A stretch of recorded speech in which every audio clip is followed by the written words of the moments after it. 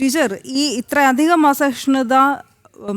ഈ അസഹിഷ്ണുത മാത്രമാണെന്ന് പറയാൻ കഴിയുമോ? അതോ ഈ നിലമ്പൂർ ഉപതെരഞ്ഞെടുപ്പ് അടുത്തിരിക്കുന്നതിൽ ഉള്ള ഗിമിക്കും കൂടെയായിട്ട് കൂട്ടിച്ചേർത്ത് വായിക്കേണ്ടി വരുമോ ഈ മന്ത്രി പി പ്രസാദിന്റെ ഇന്നത്തെ നടപടിയും നിലപാടും ഒക്കെ?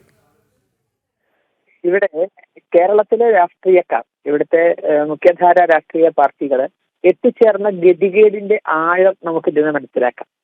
കാരണം ഈ പറഞ്ഞ പോലെ നിലമ്പൂർ ഉപതെരഞ്ഞെടുപ്പ് മാത്രമല്ല, കേരളത്തിൽ അവർക്ക് ഇവിടുത്തെ വോട്ട് ബാങ്കിനെ പ്രീതിപ്പെടുത്തി അല്ലെങ്കിൽ ഏതെങ്കിലും തരത്തിൽ പ്രീണനം നടത്തി മാത്രമേ അവർക്ക് മുന്നോട്ട് പോകാൻ സാധിക്കുകയുള്ളൂ. ഇവിടെ ഭാരതത്തെ ഒന്നായി കാണുന്നത് വെറുക്കുന്ന അല്ലെങ്കിൽ അത് ഭയക്കുന്ന ഒരു വലിയ വിഭാഗമുണ്ട്. അതുപോലെ തന്നെ ഭാരത മാതാവ് എന്ന സങ്കല്പത്തെ അവർ വെറുക്കുന്നു.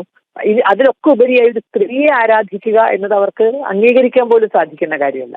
സ്ത്രീ എന്ന് പറഞ്ഞാൽ വെറും ചാക്കുംകെട്ടിനുള്ളിൽ ഒളിപ്പിച്ചു വെക്കേണ്ട ഒരു മുതൽ മാത്രമാണ്, പ്രൈവറ്റ് പ്രോപ്പർട്ടി മാത്രമാണ് എന്ന് കരുതുന്നവർക്ക് ഒരു സ്ത്രീ എന്ന സങ്കല്പത്തിൽ രാഷ്ട്രത്തെ പൂജിക്കുന്നത് അവരെ സംബന്ധിച്ച് അത് ഒരിക്കലും ചിന്തിക്കാൻ കഴിയില്ല. അപ്പൊ അത്തരത്തിലുള്ള ഒരു വിഭാഗത്തെ പ്രീണിപ്പിച്ച് മാത്രമേ കേരള രാഷ്ട്രീയത്തിന് മുന്നോട്ട് പോകാൻ സാധിക്കുകയുള്ളൂ. അവരെന്താണോ ചിന്തിക്കുന്നത്, അവരെന്താണോ ആഗ്രഹിക്കുന്നത്, അതനുസരിച്ച് മാത്രം പെരുമാറാൻ ഇവിടുത്തെ രാഷ്ട്രീയ പാർട്ടികൾ മത്സരിച്ചുകൊണ്ടിരിക്കുകയാണ്. അത് രാജ്യത്തിന് എത്ര ദോഷം ചെയ്താലും കുഴപ്പമില്ല, കേരള സംസ്ഥാനത്തിന്റെ തന്നെ വളർച്ചയെ അത് എത്ര ദോഷമായി ബാധിച്ചാലും അവരെ സംബന്ധിച്ച് പ്രശ്നമല്ല. മറിച്ച് ഇവരെ പ്രീണിപ്പിച്ച് അതിനുവേണ്ടി ഏത് ഭീകരവാദികൾക്ക് മുന്നിൽ അവർക്ക് പുഷ്പാർച്ചന നടത്താനും ബുദ്ധിമുട്ടൊന്നും ഉണ്ടാകില്ല. ഒരു ഭീകരവാദിയുടെ ഫോട്ടോയാണ് അവിടെ വെച്ചിരുന്നതെങ്കിൽ അതിന് മുന്നിൽ പുഷ്പാർച്ചന നടത്താൻ കേരളത്തിലെ കൃഷിമന്ത്രിക്ക് ഒരു തരത്തിലുള്ള ബുദ്ധിമുട്ടും ഉണ്ടാകില്ല. അദ്ദേഹം കൃഷിമന്ത്രിയാണ് എന്നത് അദ്ദേഹം മറന്നുപോയി. വെറും ഒരു രാഷ്ട്രീയക്കാരൻ മാത്രമായിട്ട് തരം താണു എന്നതിന്റെ ഒരു നല്ലൊരു കേരള രാഷ്ട്രീയത്തിന്റെ അപജയം, അതിന്റെ ആഴമാണ് നമുക്കിവിടെ കാണിച്ചു തരുന്നത്. ഇത് സത്യം പറഞ്ഞാൽ നമ്മളെയൊക്കെ തന്നെ ഭാരതം ഒന്നിച്ചു നിൽക്കണമെന്ന് ആഗ്രഹിക്കുന്ന എല്ലാവർക്കും മുന്നിൽ ഇത് വലിയ ചോദ്യചിഹ്നമാണ്. നമ്മൾ എങ്ങോട്ടാണ് പോകുന്നത്, ഈ കേരളം എങ്ങോട്ടാണ് പോണത് എന്ന് വളരെ വളരെ വളരെ നമ്മൾ ഗൗരവമായി ചിന്തിക്കേണ്ട ഒരു വിഷയമാണിത്. കാരണം ഒരു സംസ്ഥാനത്തിന്റെ ഗവർണറുടെ രാജ്ഭവനിൽ നടക്കുന്ന ഒരു പരിപാടി, അവിടെ അദ്ദേഹം രാഷ്ട്രത്തിന്റെ നിയമത്തിന് വിരുദ്ധമായി ഒന്നും ചെയ്തിട്ടില്ല.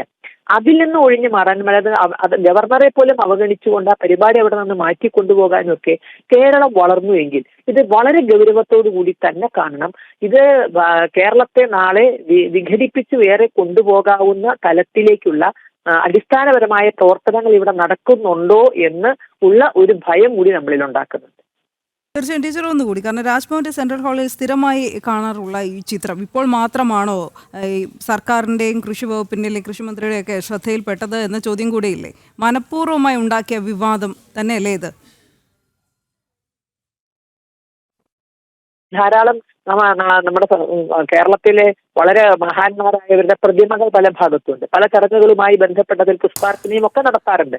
നാളെ പ്രതിമകളെ എതിർക്കുന്നവർക്ക് വേണ്ടി ഇതൊക്കെ ഇവർ ഒഴിവാക്കില്ലേ? കേരളവുമായി ബന്ധപ്പെട്ട് അല്ലെങ്കിൽ നമ്മുടെ ദേശീയതയുമായി ബന്ധപ്പെട്ട് നടക്കുന്ന എല്ലാ ചടങ്ങുകളും ഇവർ ഒഴിവാക്കില്ലേ? അല്ലെങ്കിൽ ഇവർ ഇതുവരെ രാജ്ഭവൻ കണ്ടിട്ടില്ല എന്നുള്ളതാണോ? രാജ്ഭവനിൽ ഇങ്ങനെ ഒരു ഭാരതമാതാവിന്റെ ചിത്രമുണ്ട് എന്നവരെ ശ്രദ്ധയിൽപ്പെട്ടിട്ടില്ല എന്നാണെങ്കിൽ അവർ രാജ്ഭവൻ കണ്ടിട്ടില്ല എന്നാണോ? അതല്ലെങ്കിൽ രാജ്ഭവനിൽ ഒരു ഭാരതമാതാവിന്റെ ചിത്രം വെക്കാൻ അധികാരം ഇല്ല എന്നാണോ കേരള സർക്കാർ ഇതിലൂടെ വിളംബരം ചെയ്യുന്നത്? ഇതൊക്കെ ന്യായമായി നമ്മുടെ മനസ്സിലുള്ള സംശയമാണ്. നമ്മൾ വളരെ ഭീതിയുടെ നാളുകളാണ് ഇനി വരാൻ പോകുന്നത് എന്നതിന്റെ സൂചനയാണ്. കാരണം കട്ടിംഗ് സൗത്ത് ഒക്കെ വളരെ ഗൗരവമായി പലതരത്തിലും ആഴത്തിൽ കേരളത്തെ വെരിഞ്ഞു മുറുക്കിക്കൊണ്ടിരിക്കുകയാണ്. അതിന്റെ ഭാഗമായി തന്നെയാണ് ഈ ഭാരതമാതാവിനോടുള്ള അസഹിഷ്ണുത കാണിക്കുന്നത്. നന്ദി ശശികല ടീച്ചർ പ്രതികരിച്ചതിന്.